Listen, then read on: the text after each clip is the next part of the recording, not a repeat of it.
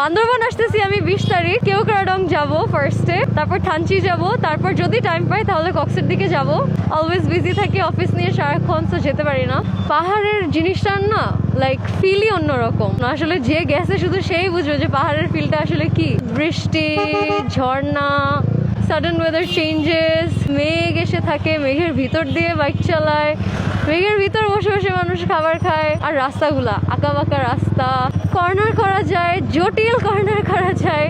আর যারা আমাকে অনেকদিন ধরে ফলো করেন তারা জানেন যে আমার একটু কর্নার করা পছন্দ। সো লাস্ট ট্যুরে আমরা এত টানছি, বান্দরবান থেকে কুমিল্লা আসছি 2 ঘন্টায়, কুমিল্লা থেকে ঢাকা যেতে লাগছে আবার 1 ঘন্টা, যাত্রাবাড়ি থেকে আমার বাসায় যাইতে লাগছে হচ্ছে 3 ঘন্টা।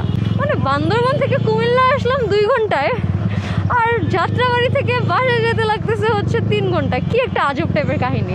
আমি অনেকদিন ধরে পাহাড় মিস করতেছি, সেটা আপনারা আমার অনেকগুলো ভিডিওসেও দেখছেন, শুনছেন। 3 দূর পরে মনে হয় যদি সবচেয়ে রিস্কি একটা কোনো জায়গা থাকে দ্যাটস কেওক্রাডং। জ্যামে যে আটকাইতেছি ভাই, আমার তো বাইকে তেল নাই, ধরে দিক দিয়ে চলে যায়, এত প্যারাকে নিবে।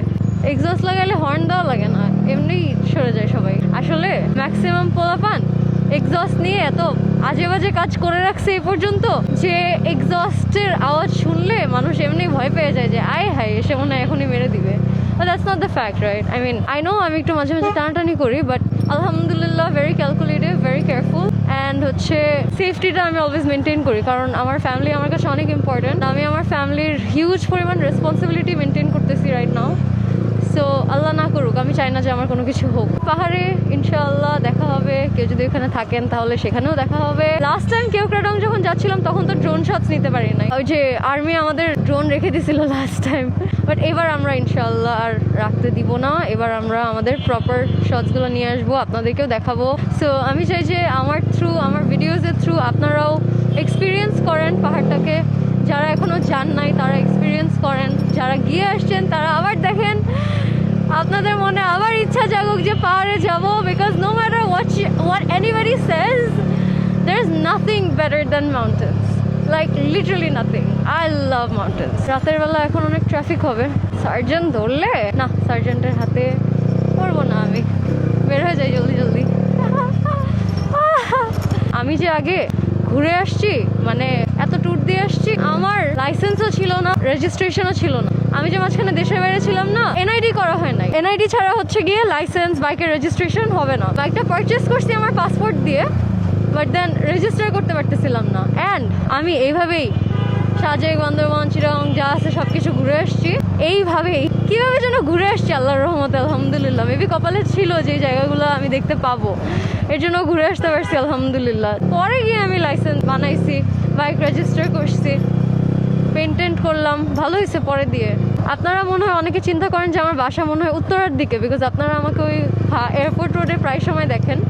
অ্যাকচুয়ালি না, উত্তরাতে হচ্ছে আমার অফিস, এর জন্য আমার অলওয়েজ ওইদিকে যাওয়া পড়ে। আর আমি এই যে শর্টসগুলো নেই, এগুলো হচ্ছে গিয়ে আমি সব অফিস যাইতে আর আসতে নেই আর কি।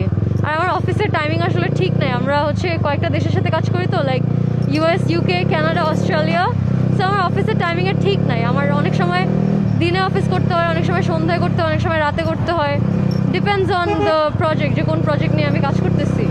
আপ ডাউন হয় আর কি, but it's fine. Like you know, লাইফে হার্ডওয়ার্ক তো করতেই হবে সাকসেসফুল হইতে গেলে আলহামদুলিল্লাহ।